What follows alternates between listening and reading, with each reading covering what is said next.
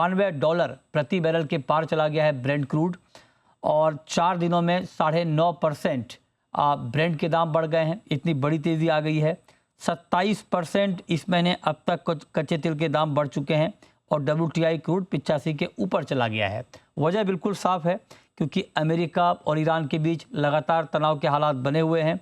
लगातार 11वें दिन अमेरिकी सैन्य कार्रवाई हुई है ईरान के ऊपर, और ईरान ने भी अमेरिकी ठिकानों को निशाना बनाया है। इसकी वजह से सप्लाई की कमी की चिंता बढ़ गई है, जिसका इम्पैक्ट मार्केट पर है। कुछ और खबर है, ये भी आपको बता दें। 3 बड़े सप्लाई रूट पर खतरा मंडरा रहा है।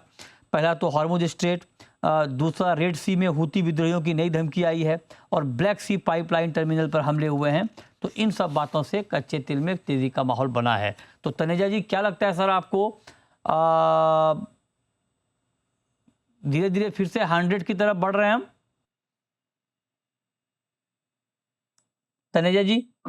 जी हाँ, मृत्युंजय, जिस तरह के हालात डेवलप हो रहे हैं और आपने देखा कि ईरान और अमेरिका के बीच में जो है वो तनाव लगातार बढ़ रहा है, घटने की जगह। हमने देखा है कि राष्ट्रपति ट्रंप ने धमकी दी है कि जो उनके आणविक ठिकाने हैं ईरान के, उन पर वो दोबारा हमला कर सकते हैं, खासतौर से वहां पे जहां पे एनरिच यूरेनियम या हथियार बनाने की जो इक्विपमेंट उनके पहले के लगे हुए हैं।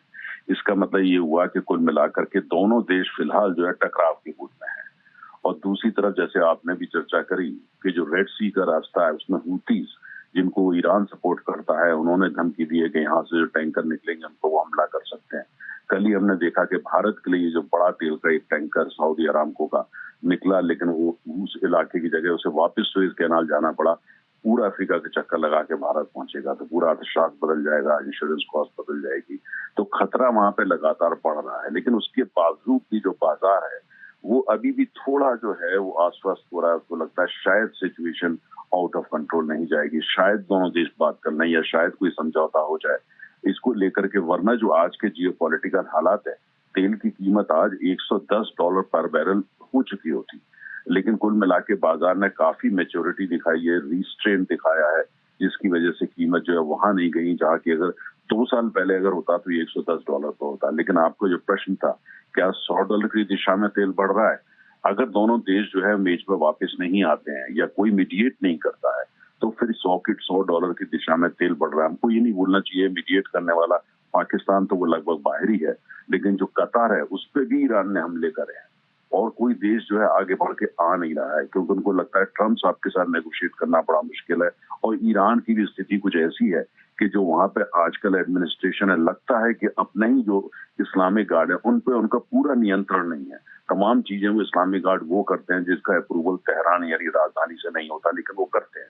तो ऐसे में बड़ा मुश्किल हो रहा है। ट्रंप साहब की अनप्रेडिक्टेबिलिटी और रेजीम जो ईरान में सत्ता में उसकी भी अनप्रेडिक्टेबिलिटी, लेकिन फिर भी बाजार अभी भी थम के चल रहा है, मेच्योरिटी दिखा रहा है, नहीं उस पर कोई पैनिक बटन नहीं दबाया है। लेकिन धीरे धीरे अगर ऐसी चला एक आध हफ्ता और तो $100 अगर टच कर जाए तो कोई आश्चर्य की बात नहीं होगी।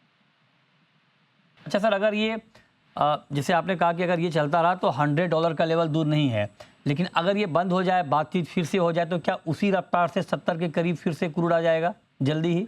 मुझे लगता है कि अब बाजार थोड़ा एकदम ड्रॉप नहीं करेगा, वेट करेगा कि जो बातचीत क्या होती है, क्योंकि कहीं ना कहीं ऐसा लग रहा है बाजार में तमाम लोगों को, बड़े बड़े जो एक्सपर्ट्स हैं, जो ट्रेडर्स हैं, उनको ये लग रहा है शायद अमेरिका ऐसा मूड बना रहा है कि भाई सैन्य शक्ति का, भरपूर सैन्य शक्ति का प्रयोग करके वहां वो सत्ता परिवर्तन कर सकता है, अर्थात ईरान को जो है काफी हद तक जो है वो परास्त दे सकता है। इसीलिए फौजी तैयारियां ईरान काफी बढ़ रहा है। हमको ये नहीं देखना चाहिए बयान क्या आ रहे हैं, हमको ये देखना है कि अमेरिका लगातार अपनी फौजी तैयारियों को बढ़ा रहा है, वहां पे नए जहाज भेज रहा है। कहीं ना कहीं कुल मिलाकर के जो उसकी ज्यादा चर्चा नहीं कर रहा है। ट्रंप साहब के ट्वीट भी कम हो गए और इतने खतरनाक हम नहीं है। जब ऐसा माहौल होता है तो इसका मतलब है कि युद्ध का खतरा बढ़ रहा है। और दूसरी तरफ ईरान में जिस तरह के वक्त थोड़े बहुत आते हैं, उनके अंदर भी जो है ऐसा लगता है कि शायद वो भी जो है युद्ध की तैयारी में ज्यादा है। तो इन चीजों को देख करके आप देख रहे हैं, तो अगर बातचीत दोबारा कोई देश करता भी है, पहले तो देखना होगा कौन देश आगे आता है। वो देश जिसकी साख हो, पाकिस्तान जैसे देशों की कोई साख नहीं होती है ना, और कतार के ऊपर खुद हमले हो रहे हैं, तो कौन आगे आएगा? क्या भारत आगे आएगा, क्या चीन आगे आएगा, क्या या जापान आगे आएगा, या यूरोपियन यूनियन आगे आएगी? यही देश है जिनका वजन है वहां पे। भारत का बहुत वजन है, चीन का बहुत वजन है, जापान का वजन है, यूरोपियन यूनियन, लेकिन ये सारे देश जो है आगे नहीं आना चाहता जब तक इनको ये पक्का ना हो जाए कि ट्रम्प साहब का जो बिहेवियर है, जो बातचीत है, वो कंसिस्टेंट होगी। राइट। क्योंकि वो तो उन्होंने कल ही हमारी फार्मा इंडस्ट्री पे क्या कर दिया, तो ऐसे में कौन आगे मध्यस्थता करेगा? ठीक बात है, ये आपने बहुत महत्वपूर्ण बात कही। बहुत शुक्रिया थैंक यू। तनेजा जी आपका हमारे साथ जुड़ने के लिए, क्रूड पर अपना व्यू देने के लिए। और हमारे साथ सुमित रितोलिया भी हैं, लीड रिसर्च एनालिस्ट केपलर के। सुमित जी बहुत स्वागत है आपका। आपका क्या व्यू है क्रूड पर? आपको भी लगता है कि 100 का लेवल अब बहुत दूर नहीं है, या उसी की तरफ हम तेजी से बढ़ रहे हैं? नमस्ते मृत्युंजय जी। हाँ, आपने सही बोला कि अब 100 का लेवल, और आप कह सकते हैं 110 120 का लेवल भी अब दूर नहीं है। बट एक चीज हमें ध्यान रखना पड़ेगा, अगर आप लास्ट 3-4 महीने से देखेंगे तो मार्केट मार्केट ने वैसा रिएक्ट नहीं किया जैसे सबने सोचा था। लाइक 100 हो जाएगा, 110 हो जाएगा at the peak of the war also, because China ने ज्यादा क्रूड नहीं खरीदा। एंड वही वी आर हमें वही लग रहा है, अगर if prices move more and अगर प्राइसेस अभी 90 95 100 तरफ और अगर आगे बढ़ी तो भी हम देख सकते हैं कि चाइना अपना इंपोर्ट और डिमांड और कम कर सकता है, गिवन उसके पास इतना सारा इन्वेंट्रीज है। एंड इफ चाइना एंड अगर चाइना कम करता है तो that will be give a flow to the market and we might see, and हम देखेंगे कि क्रूड उतना रिएक्ट नहीं कर रहा है। बट गिवन जैसे आपने बोला कि अभी तीन मेजर चोक पॉइंट बना हुआ है, स्ट्रेट ऑफ हॉर्मुज जैसे हमने देखा ये लास्ट 3-4 महीने से, रेड सी में जो हाउथीज ने सऊदी अरेबियन वेसल्स को ओनली बोला है, ये हमें ध्यान रखना पड़ेगा। वहां से हमारा इंडिया के लिए अराउंड 50% 50 to 55% वेसल्स आता है जो रशियन क्रूड है। As of now Russian crude को रेड सी से कोई इशू नहीं हो रहा है। एंड सुबह भी हम अपने केपलर के मैप में देख रहे थे, Russian crude vessel are able to transit, but Saudi Arabian vessels को, and we have seen एक vessel Rhodos जो it was directed towards India, उसने वापस से अपना रूट बदला and it has went again towards the Red Sea. So as of now we see, हम देख रहे हैं कि मार्केट काफी volatile है। and if and अगर हाउथीज का प्रेशर और बढ़ता है तो it's not $100 is not far away. Okay, तो आप कह रहे हैं कि हौती का अगर प्रेशर और बढ़ता है तो $100 का लेवल बहुत दूर नहीं है। अच्छा, एक सवाल मैं आपसे ये भी पूछना चाह रहा हूँ कि अगर ये टेंशन ख़त्म होता है, बातचीत एक बार फिर से होती है, तो क्या गिरावट की रफ्तार भी उतनी ही तेज़ होगी? क्या फिर से हम 70 के आसपास ब्रेंट को जल्द देखेंगे अगर बातचीत हो जाए ईरान अमेरिका के बीच और हौती का खतरा ना बढ़े तो? देखिए, मार्केट अब ऑलरेडी देख चुका है, बातचीत अलग चीज है, एक्चुअल मूवमेंट ऑफ क्रूड अलग चीज।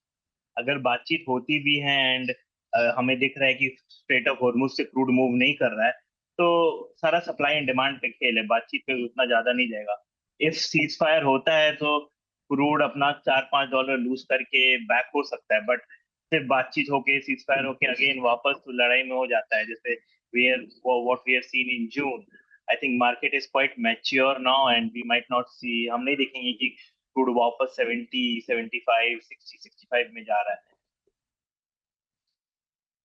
Supply has to increase strait of Hormuz से rather than बातचीत एंड।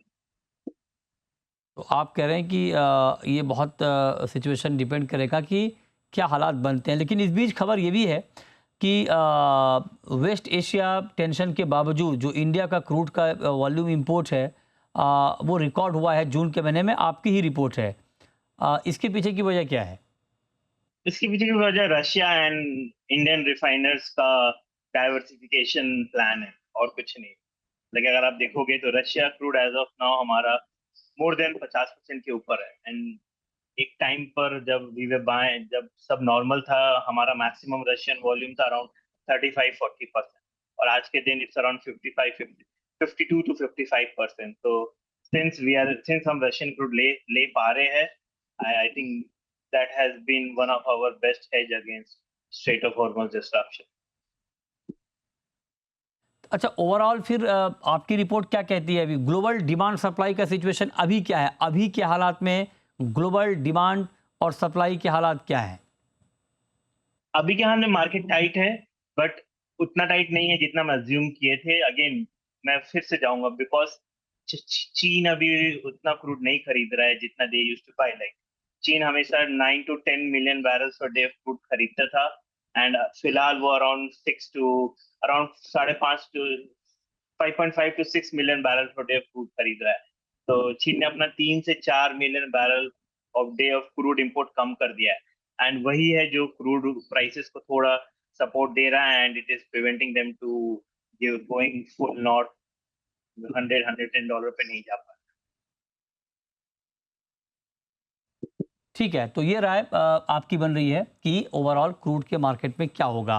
तो सर मतलब केपलर अभी जो जहाज़ों का जो मूवमेंट है उस पर क्या रिपोर्ट है आपकी? हॉर्मुज से भी जहाज गुजर रहे हैं या बिल्कुल नहीं गुजर रहे हैं? नहीं, हॉर्मुज से एज ऑफ नाउ जो हमें दिखता है वो नहीं मूव हो रहा है। स्टेट ऑफ हॉर्मुज से तो पूरा बंद है, बट कुछ कुछ जहाज है जो ओमानी रूट से डार्क एक्टिविटीज में निकलता है, they are still going, but compare to जो हम 2 वीक पहले हो रहा था उसके हिसाब से तो अभी इट्स, अगर हिंदी में बोलेंगे तो नील बटा सन्नाटा वाला हिसाब। तो बिल्कुल अभी नहीं हो रही आवाज जहाज़ों की आवाजाही। नहीं नहीं। और रेड सी में क्या हाल है सर अभी? रेड सी में रशियन वेसल्स मूव हो रहे हैं।